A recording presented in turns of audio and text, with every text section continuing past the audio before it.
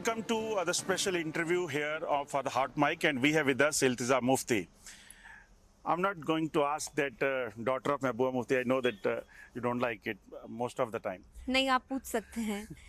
ये बताइए कि चुनाव हैं, since you are contesting for the first time and you have chosen the constituency of your mother especially. Ji. What are the reasons? Because what we have seen at that time when BJP always says that PDP, National Conference and Congress, they are basically doing the family politics. And you have given Anurag another... Thakur कौन सी party के हैं?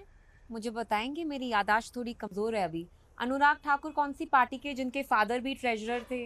नहीं, treasurer नहीं थे, BCCI उनने control किया, फिर अनुराग ठाकुर ने भी किया. अब उनके भाई कौन सी पार्टी में है वो? You rightly said, but what I'm saying is... और पीयूष गोयल साहब जिनके फादर ट्रेजरर थे, अब वो ट्रेजरर हैं, वो कौन सी पार्टी के हैं? मगर इस वक्त मौका देना. रामविलास पासवान जो उनके शायद एलाय हैं, वो किसके एलाय हैं? बीजेपी के हैं या कांग्रेस के हैं? मगर ऐसे मौके पे जब चल रहा था कि यही बार बार कहना कि उमर अब्दुल्ला, फारूक अब्दुल्ला, शेख अब्दुल्ला, मुफ्ती साहब, महबूबा मुफ्ती, फिर इल्तिजा. मैं अपने आप को अब्दुल्ला के साथ बिल्कुल कंपेयर नहीं करूंगी, क्योंकि उनकी फैमिली में ताजपोशी होती थी. हमारी फैमिली में ताजपोशी नहीं हुई. ये मैं सीधे मुंह पे आपके बोलूंगी. जब महबूबा जी पॉलिटिक्स में आई, वो तब आई जब लोग मुफ्ती साहब को राइट ऑफ किया था कि ये खत्म हो चुके हैं पॉलिटिक्स में. कहीं ना कहीं मैं भी 30 साल बाद ऐसे टाइम पे आ रही हूँ जब पीडीपी को लोग राइट ऑफ करें, तो मुझे फकर है. मैं उस टाइम आ रही हूँ जब चीज़ें टफ है. मुझे पूछा जाता है Bijbehara is a tough seat, मैं कहती हूँ हाँ, तो मेरे पे लानत है अगर मैं इजी कंपटीशन में जाऊँ. मैं क्यों इजी? आपको लगता है कि बिजबेहाड़ा इजी सीट है, बट जहाँ से आपका MLA who is not from the Mufti family 4 बार चुना हो, वहाँ फिर से रिटेन करना is going to be a challenge, and it's a challenge that I have taken. but उस पे अगर आप लोग दूसरा उसको रुख देना चाहते हैं तो मैं क्या कह सकती. ना उम्मीदी है, निराशा है, डिस्पेयर है.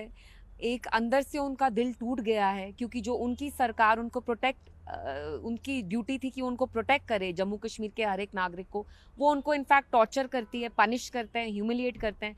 तो कहीं ना कहीं वो जो रिश्ता था ट्रस्ट का, वो टूट चुका है पूरी तरह से. सो मैं लोगों को यही कहती हूँ कि मैं आपकी इज्जत के लिए लड़ूंगी, आपकी बका के लिए लड़ूंगी, आपके जॉब्स के लिए, आपकी नौकरियों के लिए. ये हमारी ज़मीन है, इस पे पहला और आखिरी हक आपका है, हमारा है. So this is what I go in with. और यहाँ एक पकड़ धकड़ का माहौल है. आप दिल्ली से आ रहे हैं, आपको लगता है यहाँ बात करने की आज़ादी है, ऐसा कुछ नहीं है. बहुत सारी लेडीज़ से मैं मिलती हूँ, अपना दामन खोल के कहती हैं, ऑलमोस्ट भीख मांगती हैं. मुझे इतना बुरा लगता है, क्योंकि उनके हस्बैंड्स को, बेटों को पुलिस उठा के ले गई है, जेलों में भरा है. डर नहीं लगता है जब साउथ कश्मीर में जब आप जाती हैं, क्योंकि बार बार कहा जाता है कि टेररिज्म अभी है. और मैं देख रहा था कल आप जब रैली में जा रही थी, रोड शो में, बहुत ज़्यादा सिक्योरिटी भी नहीं थी आपके साथ. जी, तो दिस इज़ अ रिस्क. ये मैंने महबूबा जी को देखा, मेरे साथ तो फिर भी बहुत सिक्योरिटी है, मैं बहुत प्रिविलेज्ड हूँ. महबूबा जी के साथ तो पीएसओ भी नहीं होता था, और वो मिलिटेंसी इन्फेस्टेड विलेजेस में जाती थी जहाँ मर्द भी नहीं जाते, मेल पॉलिटिशियंस नहीं जाते थे. तो मैंने कहीं ना कहीं वो इनहेरिट किया है उनसे कि मुझे डर नहीं लगता है. ये मौत तो ये अल्लाह ताला ने लिखी है, जब होनी होगी तो होगी. जिस तरीके का इस वक्त इलेक्शन चल रहा है, क्योंकि जम्मू कश्मीर की जो पॉलिटिक्स है, this is totally different nowadays, because earlier it was only PDP, National Conference and Congress, but now engineer Rashid entry of Jamaat in the politics, Ghulam Nabi Azad left Congress and then he came to the with a different party. Altaf Bukhari Saab, who left your party and then he floated another party. So how differently you see it? अच्छा है, जमहूरियत में जितने लोग हों उतना बेहतर है, वो कम्पिटिटिव हो जाता है. जब यहाँ एनसी का 1 पार्टी रूल था, आपने खुद देखा यहाँ कितनी करप्शन, मिसरूल हुई अंडर द एनसी. उसको हमने तोड़ा, उनकी हेजेमनी को. तो 1 पार्टी रूल कहीं नहीं होना चाहिए. डेमोक्रेसी के लिए, पनपने के लिए जितने लोग हों, लेकिन हाँ, उनकी नीयत साफ हो. That's all I would say. मगर इंजीनियर रशीद को लेकर जो स्टेटमेंट्स आ रही हैं, महबूबा जी की भी आई, नेशनल कॉन्फ्रेंस की भी आई, वो थोड़ा अजीब लग रही है. बीजेपी कह रही है कि why PDP, national conference is saying that engineers entry in the politics, assembly elections and Jamaat's entry, that is something which is not digestible to the opposition parties. Why? किसने बोला है? बीजेपी कह रही है कि नेशनल कॉन्फ्रेंस कर लो. मैं फारूक अब्दुल्ला साहब. तो आप उनका हिसाब मेरे से क्यों ले रहे हैं? महबूबा जी भी बोल रही थी. तो आप उनका हिसाब मेरे से क्यों ले रहे हैं? आप कैसे देखते हैं जमात? मुझे लगता है कि इंजीनियर साहब को फुली रिलीज कर देना चाहिए. उनको इंटरिम बेल ही क्यों दी है 2-3 हफ्ते की? आफ्टर ऑल 5 साल से वो जेल में, उनको ही क्यों? जो बाकी हमारे पॉलिटिकल प्रिजनर्स हैं उनको भी छोड़िए, जो अंडर यूएपीए पीएसए इतने नौजवान हमारे लड़के हैं उनको छोड़िए। रहा जमात का सवाल, ये वही जमात है जिसको एनसी ने क्रिमिनलाइज किया, इनको सिस्टम से निकाला इलेक्शन रिग करके 1987 में, उसका खामियाजा हम आज तक भुगत रहे हैं। तो अच्छा है ना, अब तो आ रहे हैं वो। लेकिन कैसे आए? जो उनके साथ हुआ वो तो बहुत गलत हुआ।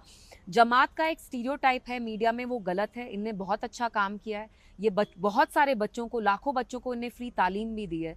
तो जैसे इनको प्रोजेक्ट किया जाता है, दैट्स नॉट राइट। मुझे लगता है जितने लोग हमारी डेमोक्रेसी में आए, पार्टिसिपेट करें, उतना बेहतर है। लग रहा है कि इंजीनियर रशीद और जमात मिलकर आपकी गेम खराब कर सकते हैं as far as the election is concern. यहाँ किसी की भी गेम पूरी तरह से वैसे नहीं है। अगर आप देखेंगे, यहाँ किसी की एक पार्टी के लिए वेव नहीं है। हम सबको पता है कि यहाँ एक फ्रैक्चर्ड मैंडेट होगा। फारूक अब्दुल्ला तो कह रहे हैं हम तो आ जाएंगे पूरी तरह। बोलने को तो उनने बहुत सारी चीजें बोली थी। उनने कहा था और रायशुमारी भी देंगे लोगों को, प्लेबिसाइट करवाएंगे। यहाँ करवाया क्या? रायशुमारी दी क्या? ऑटोनॉमी दी क्या? जब सरकार बनाई थी, बीजेपी एनडीए में थे, उमर साहब मिनिस्टर, तब इनकी ऑटोनॉमी रेजोल्यूशन को डस्टबिन में डाला था वाजपेयी जी की गवर्नमेंट ने।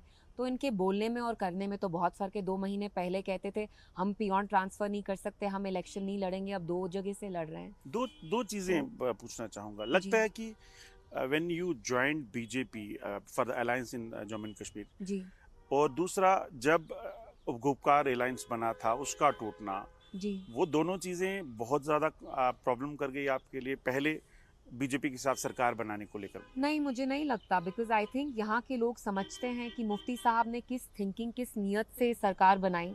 उनको पता है यहाँ बहुत फ्रैक्चर्ड मैंडेट था and we did not have a choice. अगर मुफ्ती साहब को इक्तदार चाहिए होता तो वो कांग्रेस के साथ चले जाते, वैसा उन्होंने नहीं किया। उनको लगा कि वो मोदी जी को मॉडरेट कर पाए। रहा पीएचडी का सवाल, तो ये पूरी कोशिश महबूबा जी की थी। वो फारूक साहब के रेजिडेंस गई, चल के गई, गुपकार पे वो गई, खुद चल के गई, वो नहीं आए, हम उनके पास गए। तो हमने तो कभी भी अपनी ईगो नहीं रखी पीएचडी में भी, लेकिन वो नहीं चल पाई तो उसका अफसोस है। हुआ क्या अचानक? हुआ बहुत सारी चीजें हुई, बट अनफॉर्चुनेटली कभी कभी आप नहीं चल पाते हैं ग्राउंड पे प्रैक्टिकल, एंड शायद उनका नहीं था एक साथ चलने का, विच इज सैड। अफसोस की बात है, क्योंकि इतने मुश्किल दौर से हम गुजर रहे हैं। Unity was so important. हमारी बातों में वजन ज्यादा तब होता अगर हम एक साथ चलते। कल मैं पामपोर में था, कुछ लोगों से मिला, तो वो कह रहे थे कि अगर पीडीपी और बीजेपी का गठबंधन नहीं हुआ था तो शायद आज पीडीपी की यहाँ पे सिचुएशन डिफरेंट होती। उस चीज का लोगों को अभी लग रहा है कि बीच में खल रहा है उनको। लगता है वो चीज आपको भी फील होती है जब लोगों में जाते हैं? Not at all. आप देखिए, आप एज ए रिपोर्टर अगर 2 लोगों से बात करते हैं, दैट्स नॉट द ट्रूथ। तो आप पूरा जनरलाइज नहीं कर सकते।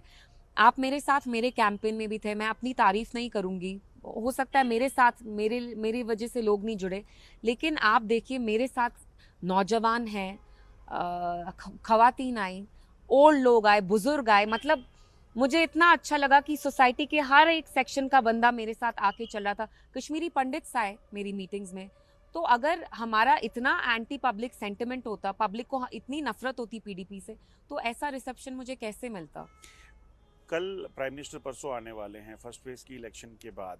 जी, क्या लग रहा है प्राइम मिनिस्टर कश्मीर में आएंगे? उससे पहले डोडा में आए थे, उन्होंने कहा कि ये जो अपोजिशन के लोग हैं, if they will come in power then terrorism will revive here in the Jammu and Kashmir. It's so sad when a person who's the prime minister uses this language. मुझे बुरा लगता है कि मोदी जी क्यों ऐसी छोटी छोटी बातें करते हैं। वो तो इतनी बड़े पोस्ट पे हैं, हम तो जमहूरियत का पार्ट है, हम तो we are part of this democracy. हमने भी यहाँ सरकार चलाई है, तो तब हम टेररिस्ट नहीं थे क्या? अब आपको लगता है हमारा टेरर इकोसिस्टम है, और लोगों को ऐसे थ्रेटन करना, उनको डराना, मुझे नहीं लगता है ठीक है। Do you think that Jammu and Kashmir, especially BJP, when says that Kashmir has changed, this is new Kashmir, do you feel that this has happened? Yes, it's a new Kashmir, जहाँ बोलने की आज़ादी नहीं है, जहाँ आप कुछ बोलें तो आपको अंडर यूएपीए डाला जाएगा। अगर आप क्रिकेट मैच में किसी और कंट्री के लिए चीयर करेंगे तो आपको यूएपीए में डाला जाता है।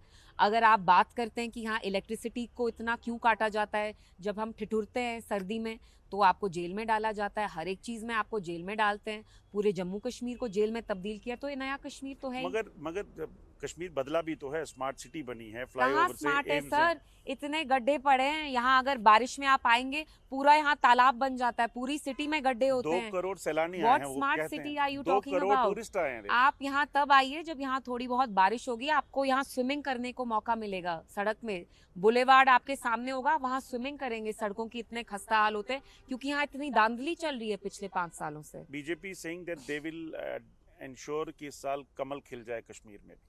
कमल वो कंट्री में नहीं खिला पाए, इतनी मुश्किल से कमल। पूरी कंट्री में कीचड़ खिल रहा है, उनकी वजह से कीचड़ ही कर रहे हैं सब जगह, कमल तो नहीं खिल रहा है।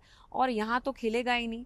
जम्मू में भी उनकी जो स्पेस है वो सारी खिसक चुकी है, उनको कुछ नहीं आएगा। क्या लग रहा है पीडीपी कितनी सीटें हासिल कर लेगी? आई am not into the number game, लेकिन मैंने पहले भी मीडिया में कहा है कि पीडीपी अगली गवर्नमेंट फॉर्मेशन में एक बहुत अहम रोल प्ले करेगी। So still you are thinking of alliance? I am not thinking, I am telling you that we'll play a crucial role.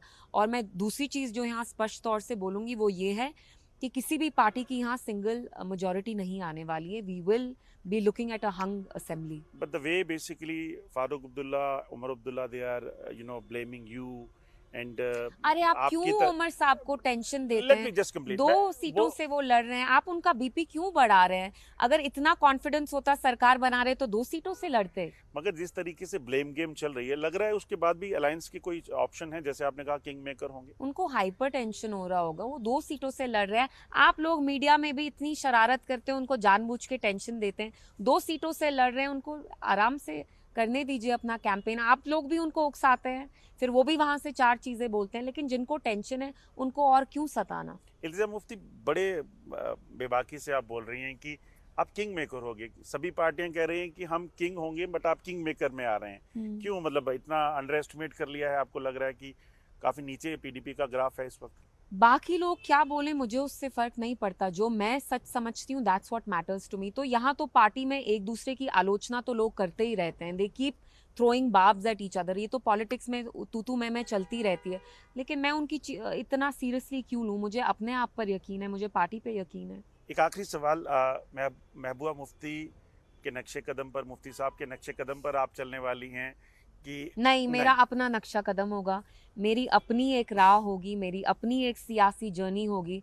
कुछ उनका लूंगी, कुछ इनका लूंगी, लेकिन ये मेरा अपना सफर है, किसी और का नहीं है।